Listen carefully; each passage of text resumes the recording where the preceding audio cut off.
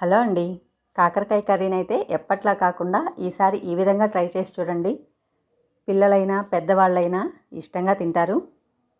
ముందైతే కాకరకాయల్ని 4గా చీల్చుకొని గుత్తి వంకాయ చేసుకుంటాం కదండి, అలా చేసుకొని గింజలన్నీ తీసేసి ఒక గిన్నెలో వేసి ఉప్పు పసుపు అన్నిటికీ పట్టించి ఒక హాఫ్ అన్ అవర్ అయితే పక్కన పెట్టేయాలి.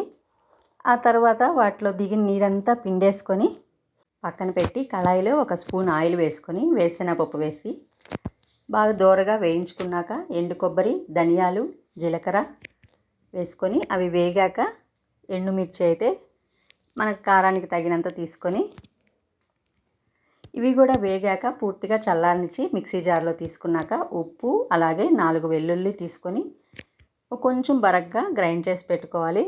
ఇప్పుడైతే అదే కళాయిలో 4-5 స్పూన్లు ఆయిల్ వేసుకొని ఇవైతే సిమ్లో పెట్టుకొని నిదానంగా వేయించుకోవాలండి. ఇలా వేగాక పూర్తిగా కాకరకాయలన్నీ వాడ్చుకున్నాక ఇలా మనం ప్రిపేర్ చేసుకున్న పొడి అయితే వేసుకొని 2 మినిట్స్ అలాగే వేయించుకునేసి ఇక సర్వ్ చేసుకోవడమేనండి. టేస్ట్ అయితే చాలా బాగుంది. ఒక్కసారి అయితే ట్రై చేసి చూడండి. అలాగే మరో వీడియోలో మళ్ళీ కలుసుకుందాం. Thank you.